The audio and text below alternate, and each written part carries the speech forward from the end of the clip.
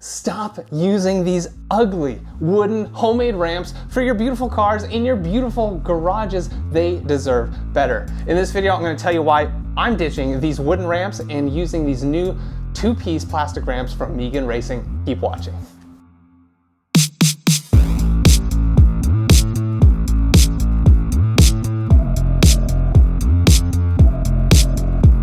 Now, to be fair, these good old wooden ramps are fine. They get the job done.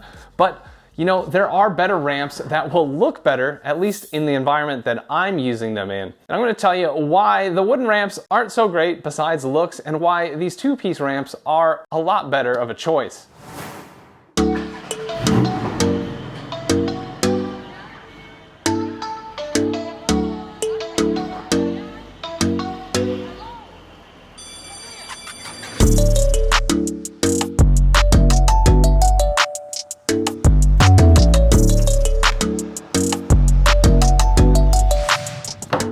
Now, there are a lot of low-rise ramps available on the internet. You can scroll Amazon for quite a while looking at them, but there are very few that do this. One of the most popular ones that do come apart in two pieces are race ramps. But race ramps are super expensive. They are what the pros use. They're pretty much indestructible, and they're kind of heavy, unfortunately. And if you're a baller, please go for those. But for the rest of us that pinch our pennies to try to afford these expensive cars, you might want a cheaper option like these. Now, it wasn't too long ago the only ones I'd really seen for a reasonable price were the Cusco ramps. They're blue, they come apart in two pieces just like this, actually also sold at the same place these are sold, Coilover Depot. I sent some of those to a friend for a gift, and I never got around to getting my own, and I'm kind of glad I didn't, because they wouldn't match the decor of this garage that I've worked very hard to get looking like this. And then when I saw these Megan Racing ramps come across my Instagram feed, that ad actually worked at $64.99 plus shipping. I picked these up because they are perfect for my garage.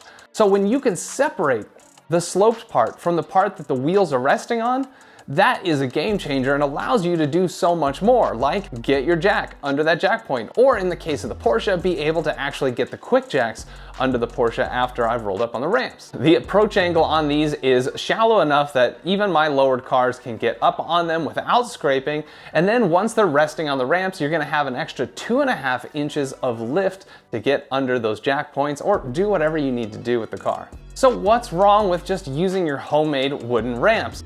Well, one thing, big deal for me, is of course aesthetics. But the wooden ramps also lack functionality. The way I built these ramps, they don't give as much rise as the Megan Racing ramps, and they don't have the little wheel stops to prevent you from over-rolling the ramp.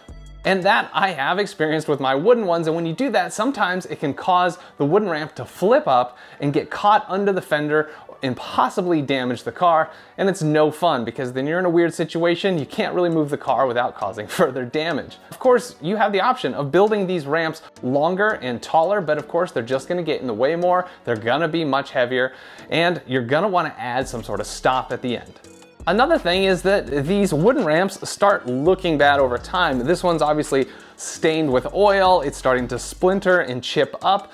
It just doesn't look nice. And since the Megan Racing ramps are lightweight with a bunch of holes built into them, they're actually easy to, say, hang on the wall if you want to get them up off the floor and you're lacking other storage space. However, in my garage, I found it perfect to slide them right under this cabinet here. They hide away and they blend right in with the cabinet. When the ramps are fully assembled, they're about 28 3/8 inches long. The ramps are 7 3/4 inches wide. And when you want to separate them, the part the tires rest on is about 15 3/4 inches long, and the other half is about 14 inches long. If you want to store these in the smallest space possible, you can stack them like this. They're about 5 inches tall and about 16 inches long. The weight capacity is set at 2.5 tons per ramp, so 5 tons total between the two. So are there any downsides to having plastic ramps?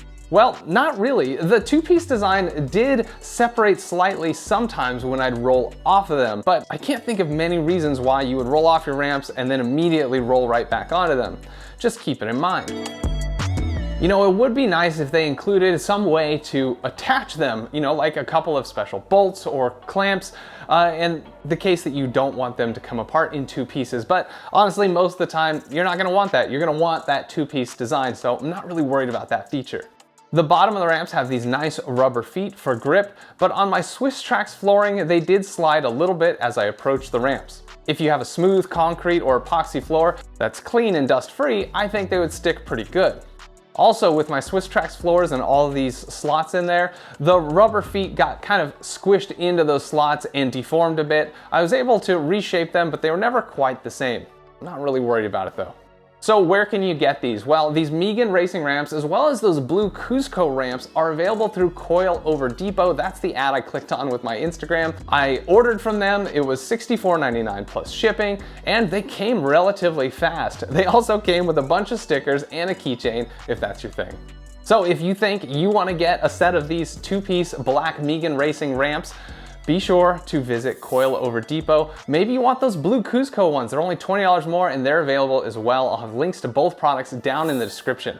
Now, if you appreciated this review, show me. Hit that like button, subscribe, and consider hitting the bell to be notified of future videos on the channel. Thank you so much for watching the Jet Fuel Only channel. We'll see you next time.